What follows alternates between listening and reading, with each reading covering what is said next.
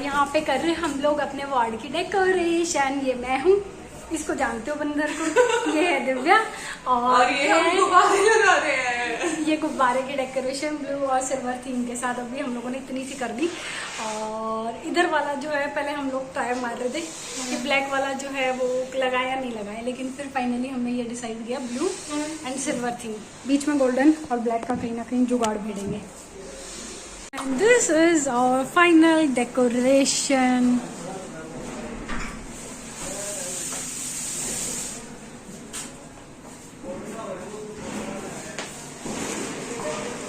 हाँ तो बेटे आओ।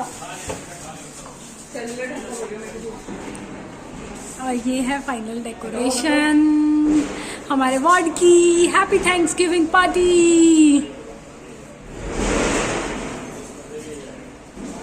फाइनली डेकोरेशन सारी कंप्लीट हो चुकी है। अब हम जा रहे हैं करने के लिए चेंज, और चेंज करके फिर इवनिंग स्टाफ आ जाएगा, उनके साथ करेंगे सेलिब्रेट। और चेंज करके मिलती हूँ आप लोगों से। और शर्मिला मुझे देख के हंस रही है नालायक। फाइनली कपड़े चेंज, मैंने पहने सूट, फिर मैंने पहनी है कुर्ती विद जीन्स। मेरा सूट आप लोगों ने पहले देखा हुआ है, दिव्या का नहीं देखा हुआ। आ जाओ। क्या कुर्ते दिखाने हैं? ये कुर्ती है, ये कुर्ती, ये सूट। और अब हमारी पावरी होगी। पावरी अब हम पावरी करेंगे, ऑफिस की पावरी। रखिए खाने की तैयारी। तो ये सैलेड और डिस्पोजेबल बर्तन और खाना भी आएगा।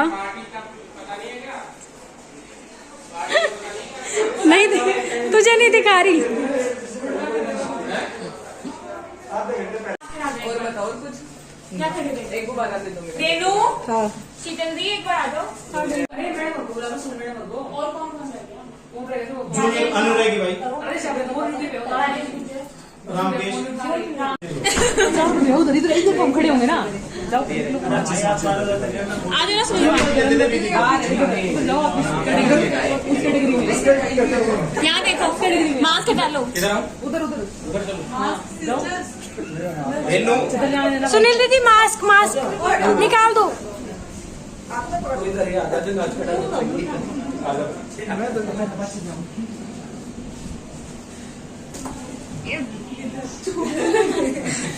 ये थोड़ा सा ऐसा है।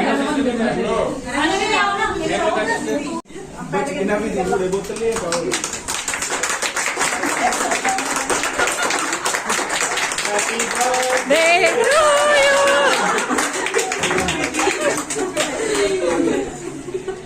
आगे भी नहीं राजेश एक लेना पड़ेगा कोई तो।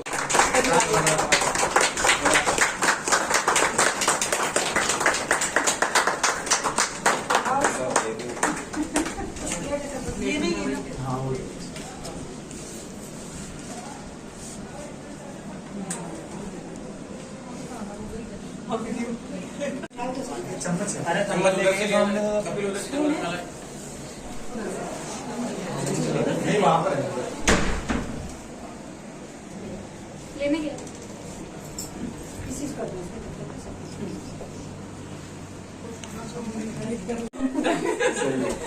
ये दे तो दे फिर यही पर वापस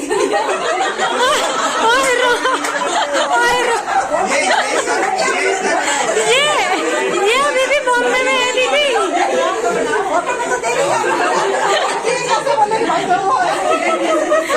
ये मुंबई में अपने हस्बैंड के साथ यहाँ तो फिजिकली है बस ये। सरिता तो नहीं तने दिवा के शाम दिवा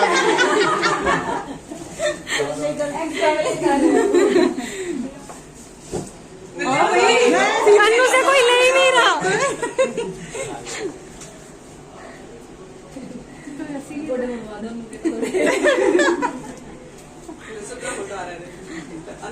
सर तक लंबी है। बाद में खा ये वाली पोज तरह है। ध्यान रखिए तेरे मेरे भी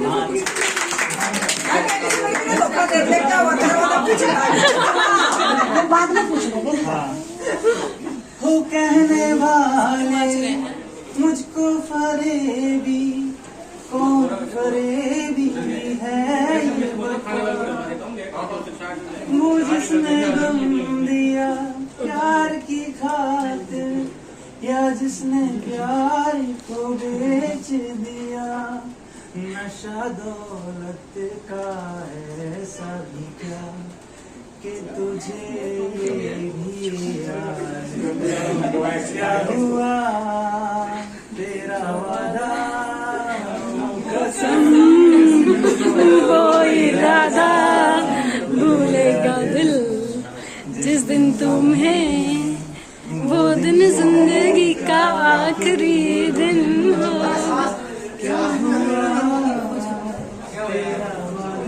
आंसू में बड़ी बेकरारी, आंखों में अजब सा नशा, ओ यही कोई बैठा हुआ है, देखो जो है तो कहाँ, देखो जाए बराबर हुई दिल से कहीं कहीं बातें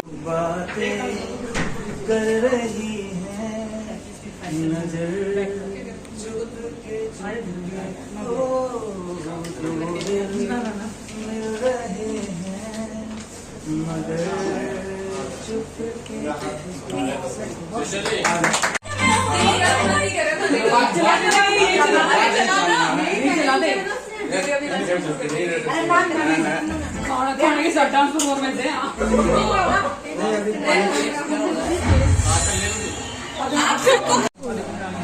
मेरे तो कैमरे पे भी पता नहीं क्या क्या लग गया, चीकना सा।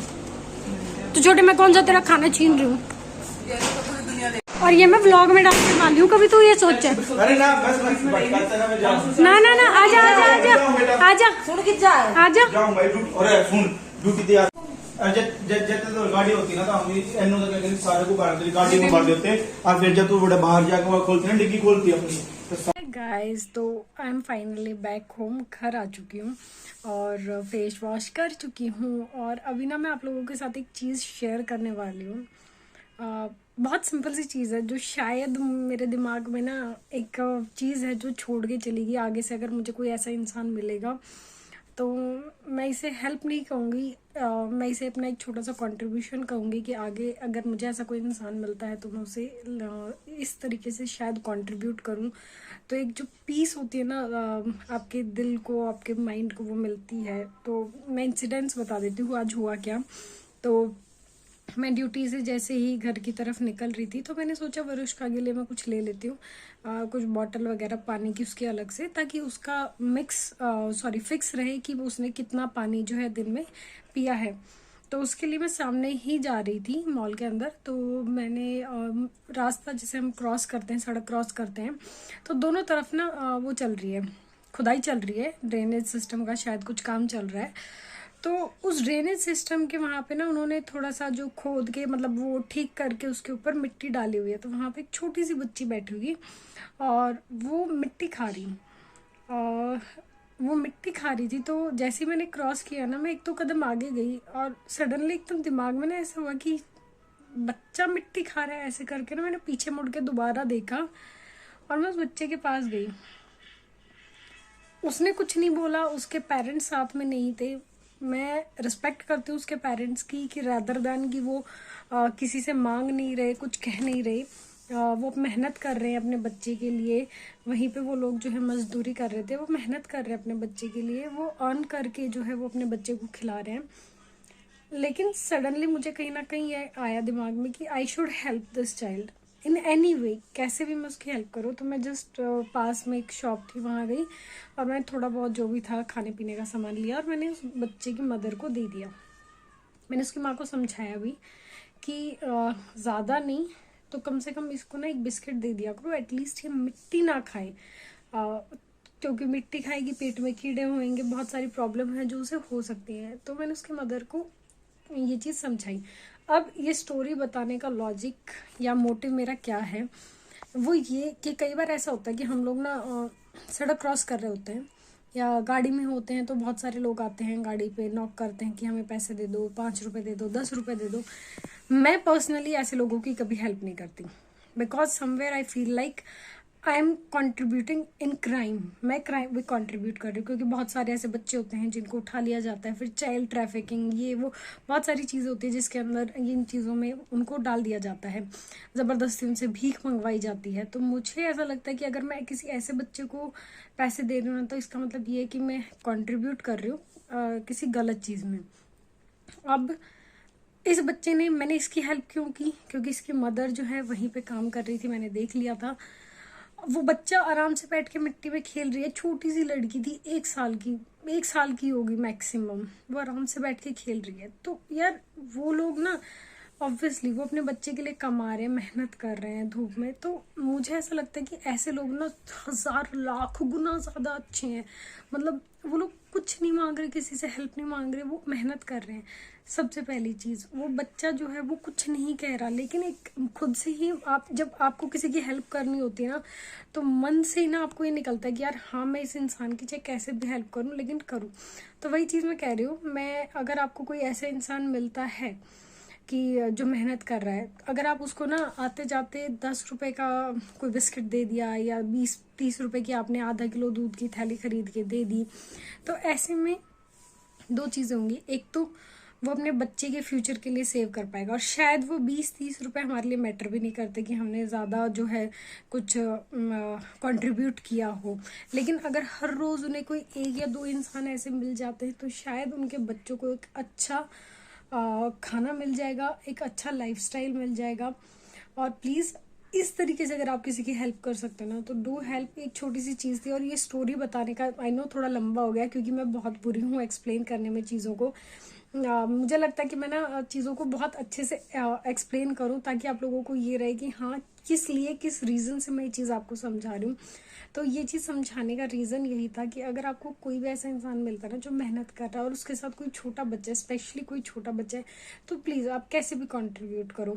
उसको बुक्स दे के, पेन दे के, पेंसिल दे के, खाने की चीज़ दे के, कुछ भी दे के ना आप उसे कंट्रीब्यूट करो। बहुत सुकून मिलता है, बहुत अच्छा लगता है ये चीज़ें करके। तो शायद अगर मुझे वो कल भी मिलेगी ना, तो मैं जाते हुए ज़रूर उसके लिए दूध, बिस्किट वगैरह कुछ ना कुछ लेकर जाऊंगी, और मैं उसके मदर को ज़रूर दूंगी कि उस बच्चे को अगर वो पूरा भी नहीं देगी ना, तो एटलीस्ट आधा दूध तो पिलाएगी, आधे बिस्किट तो उसको खाने को देगी।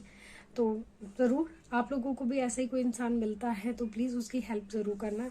और अगर आपको ये व्लॉग अच्छा लगे तो प्लीज़ चैनल को लाइक, शेयर और सब्सक्राइब करना मत भूलना। मिलते हैं अगले व्लॉग में, बाय बाय।